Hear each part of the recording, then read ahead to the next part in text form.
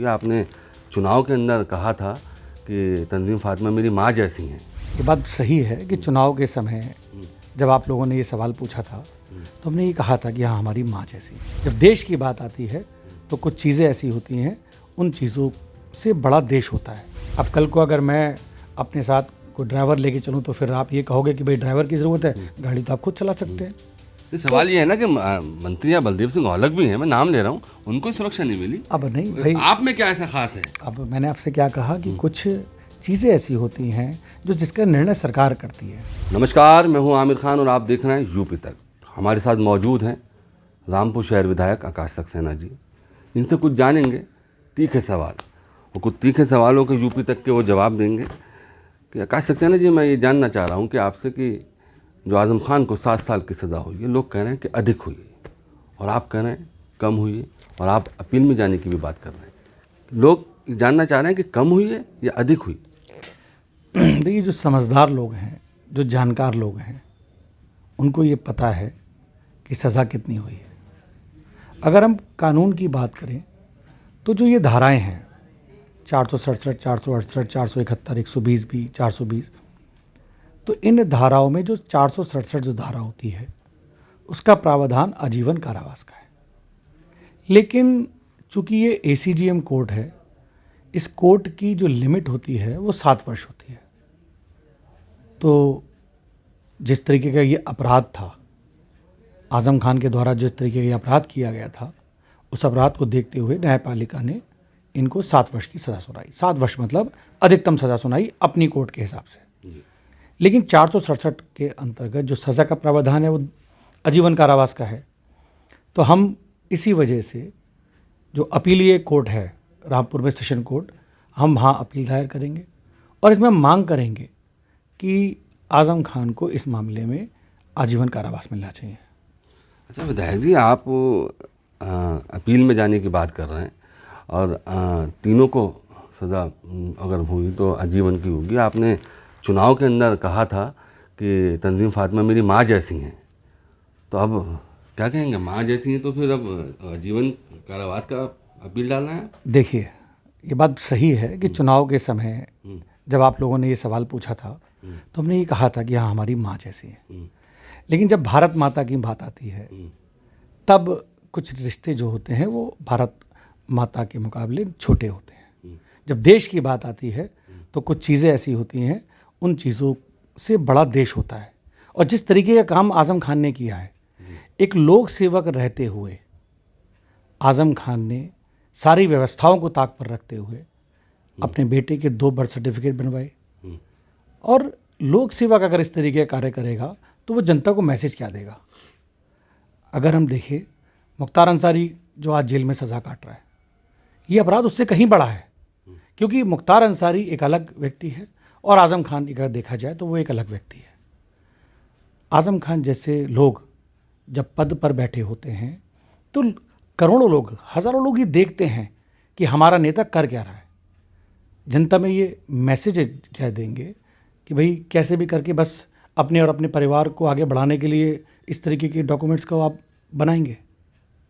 तो ये सब चीज़ें सब आपके सामने हैं आज, और हमने पहले भी कहा था कि न्यायपालिका पर पूरा भरोसा है हमें।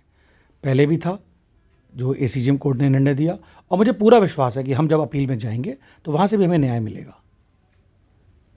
अच्छा आकाश जी,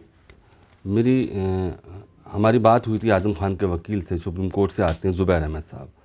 तो उनसे जब हमने इस केस के सिलसिले में जब बात की तो उन्होंने कहा कि 2 जन प्रमाण पत्र का मामला आपराधिक होना नहीं चाहिए, और जो वादी हैं उनके भी 2 नाम हैं, आकाश कुमार है, हनी सक्सेना है। तो इस पर और ये भी कहा कि कोर्ट में ये रिकॉर्ड पर है। तो ये क्या था? देखिए, ज़ुबैर साहब जो उनके वकील हैं और बहुत काबिल वकील हैं, और हम भी उनकी बहुत इज्जत करते हैं, और उन्होंने कोर्ट में बहस के दौरान ये बात कही थी।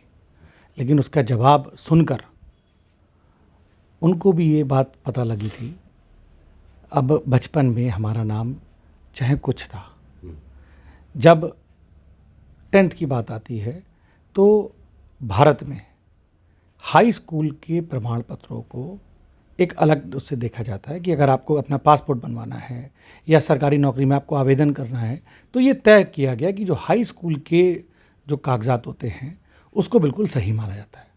मेरे नाम की अगर बात करें, मुझसे कोर्ट में उन्होंने पूछा कि आपका नाम 10th में आकाश कुमार है और पासपोर्ट में आपका नाम आकाश कुमार सक्सेना है, तो हमने उसका जवाब उसको दिया कि हमारा नाम चाहे आकाश कुमार सक्सेना हो या आकाश सक्सेना हो या आकाश कुमार हो, हमारे पिता का नाम श्री शिव बहादुर सक्सेना है, हमारी जन्मतिथि 14/11/1975 है और हमारा जन्म स्थान रामपुर है। ये हमने अपने हर डॉक्यूमेंट में हमने यही कहा है। हमने ये नहीं कहा कि हम पहले रामपुर पैदा हुए और अपने फ़ायदे के लिए फिर लखनऊ पैदा हो गए। जब पासपोर्ट बनाने का नंबर आया तो पासपोर्ट बनाने के लिए अलग डॉक्यूमेंट्स लगा लिए, जब रिटर्न बनने का नंबर आया तो अलग पैन कार्ड लगा लिया, अपनी जब संपत्ति को छिपाने का नंबर आया तो फिर पुराना पैन कार्ड लगा लिया। तो हर चीज़ बिल्कुल शीशे की तरह साफ़ है। अच्छा, उन्होंने एक बात और कही थी हमसे कि 2 जन्म प्रमाण पत्र होना एक सामान्य बात है, और ये इतना बड़ा अपराध कैसे हो गया? अब ये बात तो वो बताए ना, उनको ये साबित करना चाहिए था ना कि ये बहुत सामान्य अपराध है। लगातार पैरवी 2019 से कर रहे हैं, उनको साबित करना चाहिए था कि छोटा अपराध है ये। कोर्ट में फिर क्यों नहीं लिख के दिया कि जज साहब ये तो बहुत छोटा अपराध है, इसमें बरी कर दीजिए। न्यायालय में सबूत देखे जाते हैं। इस पूरे मुकदमे में 2019 से लेकर और 2023 तक अगर हम बात करें तो एक भी एविडेंस वो ये नहीं दे पाए कि जो अपराध आजम खान ने किया है वो अपराध गलत है। एक बार वो साबित नहीं कर पाए, और जहाँ सबूत होते हैं वहाँ न्याय होता है, और इसी वजह से यहाँ न्याय हुआ। अच्छा आकाश जी, सवाल एक ये है कि आप कहते हैं कि आजम खान अत्याचारी थे, जुल्म किया यहाँ के लोगों पर, और उन्होंने 2 जन्म प्रमाण पत्र बनवाए, उन्होंने ज़मीन ली, स्कूल बनाए कब्जा करके, तो फिर 10 बार विधायक कैसे चुने गए? उसके क्या? देखिए, 10 बार विधायक चुने जाना और अपराध करना ये दोनों अलग अलग बातें हैं। आजम खान ने रामपुर में हमेशा खौफ की, दिखावे की राजनीति की। पहले नवाबों से लोहा लेने की बात कही और उसके बाद फिर वो व्यक्तिगत फ़ायदे में लग गए। अगर हम इतिहास उठाकर देखें तो आजम ने सिवाय अपनी जौहर यूनिवर्सिटी के अलावा रामपुर में क्या कार्य किए ये सबको पता है। रामपुर में विकास कार्य सिर्फ इसलिए किए गए कि उसकी आड़ में जौहर यूनिवर्सिटी में काम करवाया जा सके, और ये हम नहीं कह रहे हैं, अब ये कागज़ कह रहे हैं। जौहर यूनिवर्सिटी में 60 करोड़ रुपए लगाए जाते हैं कहा जाता है, लेकिन जब इन्वेस्टमेंट टीम आती है, वैल्यूएशन टीम आती है, तो वो जो इन्वेस्टमेंट है वो निकलता है 1000 करोड़ के आसपास। तो 60 करोड़ में और 1000 करोड़ में ज़मीन आसमान का फ़र्क है। अरे भाई, क्या दिक्कत है सच बोलने में?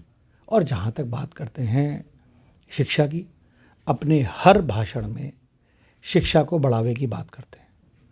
हमें इस बात का जवाब चाहिए, 10 बार का विधायक, 4 बार का मंत्री, 46 साल जो सत्ता में जो रहा है, वो एक बार किसी रामपुर के सरकारी स्कूल में क्यों नहीं गया? एक बार रामपुर के सरकारी स्कूलों की मरम्मत तक भी अगर करवाई हो तो बताएं। आजम ने शिक्षा का व्यवसायीकरण किया। वो ये चाहते थे कि रामपुर में जो शिक्षा हो वो मेरे माध्यम से हो और मेरे हिसाब से हो। अगर आप उठाकर देखेंगे, पश्चिम उत्तर प्रदेश की सबसे महंगी जौहर यूनिवर्सिटी है। बात करते हैं कि रामपुर पब्लिक स्कूल में बच्चों को मैं फ्री पढ़ाता हूँ, 20 रुपये में बच्चों को पढ़ाता हूँ। ये हमसे बेहतर आप लोग बता सकते हैं कि रामपुर पब्लिक स्कूल में उन बच्चों को 20 रुपये मिनट में पढ़ाया जाता है, 20 रुपये घंटे में पढ़ाया जाता है, 20 रुपये दिन में पढ़ाया जाता है, या 20 रुपये महीने में पढ़ाया जाता है। इस बात का जवाब वो दें। हर बात का जवाब, अगर एक एक बात का कोई जवाब चाहता है तो हम देने को तैयार हैं। आज बात करते हैं किताब चोरी। मुझे तो शर्म आती है, ऐसा व्यक्ति जिस किताब की बात कर रहा है वो उसको किताब कहा जाता है क्या? हमारे धर्म में ये सिखाया गया है कि गीता और महाभारत का दर्जा एक का अलग स्थान होता है। जिस किताब की वो बार बार उसको कह रहे हैं किताब, हमें तो कहते हुए बड़ी शर्म आती है। वो कुरान पाक थी, और वो सब अगर देखा जाए सबके लिए वो बराबर होती है। कुरान पाक जैसी पाक चीज़ उनकी यूनिवर्सिटी की दीवारों के पीछे पहुंचती है, हिंदुस्तान की मीडिया के सामने मिलती है। और जब मदरसा आलिया, जो लगभग 200 साल पुराना बना हुआ मदरसा आलिया है, वहाँ से जब ये एंटीक सारी चीज़ें जो कुरान पाक वहाँ से निकली, उसके बारे में कहा जाता है शायद विश्व में 2 ही हैं जो हाथ से लिखी हुई हैं। जब वो वहाँ से बरामद हुई तो तब के प्रशासन ने एक मौलवी जी के माध्यम से, आपको याद होगा, सिर पर रखकर कोर्ट में जमा करवाई। ये सब बातें याद हैं, लेकिन आज़म को कोई मतलब नहीं। उनकी नज़र में वो किताब है, बार बार कहना किताब चोरी, असली चीज़ पे कोई जाना नहीं चाहता। आज अगर बात करें, रामपुर में एक सबसे पुराना यहाँ शराब खाना हुआ करता था, उसको कहा जाता था क्वालिटी बार। बार बार ये कहा जाता है कि हमारे खिलाफ दुकानें लूटने का मुकदमा दर्ज करा दिया। मैं बताना चाहता हूँ, जिस मुकदमे की वो बात करते हैं, किस मुस्लिम धर्म ये इजाज़त देता है कि शराब खाना आप अपने नाम करा लीजिए। वो क्वालिटी बार उनकी पत्नी और उनके बेटे के नाम है। क्या किसी ने हाथ पकड़ के इसकी रजिस्ट्री कर दी? आज़म को कोई मतलब नहीं है धर्म से, आज़म को सिर्फ ज़मीनें चाहिए थी, और उन्होंने ये भी नहीं देखा कि उस ज़मीन पर शराब खाना चल रहा है। शराब खाना रातों रात बंद करवाया और अपने बेटे और अपनी पत्नी के नाम करवाया। हर चीज़ के अंदर जाने की ज़रूरत है। आज ऐसे काम नहीं चलता। टीवी पर बैठ के समाजवादी पार्टी के प्रवक्ता बयान देते हैं, जिसको बयान देना एक बार रामपुर आए, रामपुर आके चीज़ों को समझे। हर मुकदमे पे मैं बहस करने को तैयार हूँ, हर मुकदमे को मैं समझाने को तैयार हूँ। एक मुकदमा आप ऐसा बता दें जो पेपर एविडेंस के आधार पर नहीं है। मीडिया में, टीवी के सामने कहना बहुत आसान होता है। अच्छा विधायक जी, आपकी बात हम सच भी मान लें तो यहाँ के लोग ये कहते हैं कि व्यक्तिगत लड़ाई है, क्योंकि रामपुर के जो भाजपा नेता हैं वो तो कभी आज़म खान के खिलाफ नहीं बोलते। इस पर क्या कहेंगे? देखिए, किसी ना किसी को तो आगे आना पड़ता है। जब समाज में गंदगी, समाज में जब बुराई इस सीमा तक आ जाती है कि वहाँ के लोगों को, वहाँ की जनता को परेशानी होने लगे, तब सामाजिक तौर पर आगे आ जाता है। हमने कोई ऐसा नहीं है कि कोई लड़ाई अभी शुरुआत की और कंप्लेंट शुरू कर दी। हम शुरू से ही हमने इस चीज़ का विरोध किया है, और हमने इस चीज़ का पूरी तरीके से विरोध किया है कि रामपुर में जिस तरीके के जो विकास कार्य हुए, रामपुर में 350 करोड़ रुपए का पुल बनाया जाता है सिर्फ एक आदमी की गाड़ी को उसके घर से यूनिवर्सिटी तक लाने के लिए। क्या ये सही है? उस 350 करोड़ में हमारे रामपुर में 40 से ज़्यादा इंडस्ट्री लगाई जा सकती थी, लेकिन नहीं। उस 350 करोड़ का जश्न 7 दिन तक मनाया जाता है, और उस जश्न में 5 करोड़ रुपए खर्च किया जाता है। तो ये सब बातें एविडेंस के आधार पर। आप ही बोलना है ना, भाजपा के और नेता यहाँ पे क्यों नहीं, सब खामोश है? देखिए, ऐसा क्यों? इस जो मैंने आपसे क्या कहा, सामाजिक जो चीज़ें होती हैं उसमें कोई राजनीतिक दल नहीं देखा जाता। उसमें सिर्फ ये देखा जाता है कि सच्चाई को कौन सामने लाएगा, झूठ के खिलाफ कौन लड़ेगा। तो हमें जो दिखा वो हमने किया। तो इसमें चूंकि ये राजनीतिक लड़ाई है ही नहीं, ये सामाजिक लड़ाई है, और ये बुराई के विरुद्ध एक लड़ाई है। तो मैं एक आप मुकदमा ऐसा बता दीजिए। कहा जाता है कि आज़म खान पर राजनीतिक मुकदमे। भाई, कोई राजनेता 2 बर्थ सर्टिफिकेट बनवा ले और वो साबित हो जाए, ये कहाँ की राजनीतिक लड़ाई हो गई? क्या आज़म खान ने शपथ पत्र के आधार पर नगर पालिका रामपुर में ये कह के नहीं बनवाया कि मेरा बेटा रामपुर पैदा हुआ और उसकी जन्मतिथि 1/1/1993 है? फिर दूसरा बर्थ सर्टिफिकेट लखनऊ से बनाया गया और उनकी पत्नी द्वारा शपथ पत्र दिया गया कि मेरा बेटा लखनऊ पैदा हुआ और उसकी जन्मतिथि 30/9/1990। क्या किसी राजनीतिक पार्टी, राजनीतिक नेता या किसी राजनीतिक दल ने आज़म खान का हाथ पकड़ के बर्थ सर्टिफिकेट बनवा दिया? मेरी बात का जवाब मुझे चाहिए। जो ये बात कहते हैं, मुझे हर बात का जवाब चाहिए। कहना बहुत आसान होता है कि राजनीतिक मुकदमे हैं। अच्छा आकाश जी, आपको बड़ी भारी भरकम सुरक्षा मिली हुई है। यहाँ जो भाजपा के मंत्री हैं उनको भी इतनी सुरक्षा मिली है। भाजपा खेमे में यहाँ जिक्र है कि ऐसा आकाश सक्सेना में क्या खास है, तो क्या है वो खास? देखिए, सुरक्षा जो होती है, वो सुरक्षा काफ़ी खास मिली हुई है आपको। मैं आपसे कह रहा हूँ कि सुरक्षा जो होती है वो एक नियम होता है और सरकार का निर्णय होता है। अब कल को अगर मैं अपने साथ कोई ड्राइवर लेके चलूँ तो फिर आप ये कहोगे कि भाई ड्राइवर की ज़रूरत है, गाड़ी तो आप खुद चला सकते हैं। ये सवाल ये है ना कि मंत्री या बलदेव सिंह औलख भी हैं, मैं नाम ले रहा हूँ, उनको सुरक्षा नहीं मिली। अब नहीं भाई, आप में क्या ऐसा खास है? अब मैंने आपसे क्या कहा कि कुछ चीज़ें ऐसी होती हैं जो जिसका निर्णय सरकार करती है, और माननीय मंत्री जी हैं, उनको भी भाई है, मिलनी चाहिए उनको भी, ऐसा नहीं है। अच्छा, आपके मंत्री बनने की बड़ी चर्चा चल रही है आजकल। नहीं देखिए, ये मैंने आपसे क्या कहा कि कुछ चीज़ें सरकार का निर्णय होता है, कुछ चीज़ें पार्टी का होता है। अब ये सब बड़े लोगों की बड़ी बातें, हम एक छोटे से कार्यकर्ता हैं, और आज जो लड़ाई हम लड़ रहे हैं वो उन बुराइयों के खिलाफ लड़ रहे हैं जिसने देश को तोड़ने का काम किया है, जिसने देश को बर्बाद करने का काम किया है। इसलिए मैंने आपसे कहा था कि जब भारत माता और देश की बात आती है तो कुछ सब चीज़ें नहीं देखी जाती। अच्छा, अब जो बच्चे RPS रामपुर पब्लिक स्कूल में पढ़ रहे हैं और जो जौहर यूनिवर्सिटी में है, इसका क्या होगा? देखिए, हमने सबसे शुरू से ही कहा है कि किसी भी बच्चे का भविष्य खराब नहीं होने दिया जाएगा, लेकिन आज़म खान को ये शर्म आनी चाहिए कि सरकारी भूमि पर कब्जा किया, बच्चों को आगे किया, बच्चों की आड़ में स्कूल बनाया, और एक स्कूल की मान्यता पर 3-3 स्कूल चलाए। अब आज जब वो सरकारी भूमि पकड़ी जाती है और वो सरकारी भूमि वापस आती है तो बच्चों और बच्चों के जो माता पिता हैं उनको आगे करके क्या राजनीति करना ये अच्छी बात है? हमने फिर भी कहा कि हमारी जो लड़ाई है वो बुराई के विरुद्ध लड़ाई है।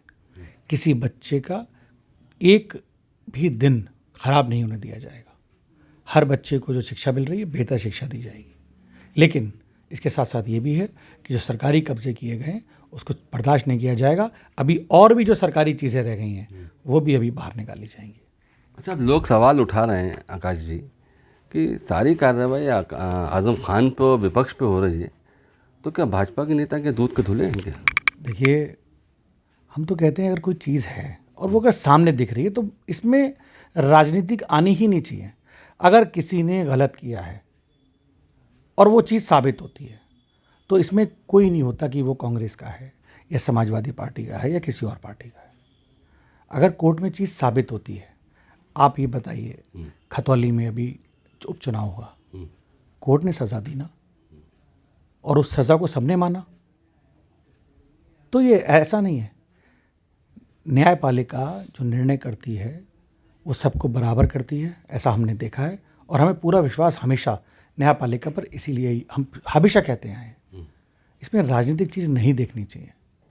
अगर किसी ने गलत किया है तो वो गलत है, और न्यायपालिका जो फैसला करेगी वो सबके सामने है, और हर चीज़ अभी आपके सामने हुई है। लगातार आप देख रहे हैं कि खतौली का चुनाव भी इसी बेस पर हुआ था जैसे रामपुर का जो उपचुनाव हुआ था। तो ये सब एक नॉर्मल प्रोसेस है। तो क्या जौहर यूनिवर्सिटी सरकारी होगी? देखिए, आज के हिसाब से अगर देखा जाए तो 560 एकड़ की यूनिवर्सिटी, जिसमें 350 एकड़ से ज़्यादा जो ज़मीनें हैं वो सारी ज़मीनें सरकारी हैं। सरकारी के मायना क्या है? जिसमें ग्राम समाज है, जिसमें डूब की ज़मीनें हैं, जिसमें चकरोड़े हैं, जिसमें रोडें हैं, PWD की रोडें हैं, और जो किसानों की व्यक्तिगत भूमि है जो ज़बरदस्ती कब्जा की हुई है, जिनकी रजिस्ट्री आज भी उन किसानों के नाम है। सच चीज़ साबित हो चुकी है, और जो चीज़ अगर गलत है तो फिर उसका निर्णय जो आएगा वो सबको कबूल करना चाहिए। तो इतनी चुनौतियों का सामना कैसे करेंगे? इसमें कोई चुनौती नहीं है। हमने तो सत्य की लड़ाई लड़ रहे हैं, तो कोई चुनौती है ही नहीं। हमने हर जो मांग की सब पेपर एविडेंस के आधार पे की, और एक भी अगर मेरा दावा है, अगर हमारी एक भी कंप्लेंट गलत साबित हो कि हमने ऐसा कहा। आज़म ने जब भारतीय सैनिकों के बारे में टिप्पणी की थी, वो ये भूल गए थे कि किस तरीके से हमारे भारत के सैनिक बॉर्डर पर जाकर रक्षा उनकी कर रहे हैं जो खुद आज सो रहे हैं। अपने परिवार को छोड़कर आदमी 40 डिग्री टेम्परेचर में जाकर रक्षा कर रहा है, और आज़म खान ये उनके बारे में उल्टी सीधी बातें कहते हैं। शर्म आनी चाहिए थी ऐसे लोगों को, और आज जो वो सज़ा जो भुगत रहे हैं अपने किए की सज़ा भुगत रहे हैं। चलिए, बहुत बहुत शुक्रिया, आपने हमसे यूपी तक से बात की। तो ये भाजपा नेता आकाश सक्सेना थे जिनसे हमने बात की। रामपुर से आमिर खान, यूपी तक।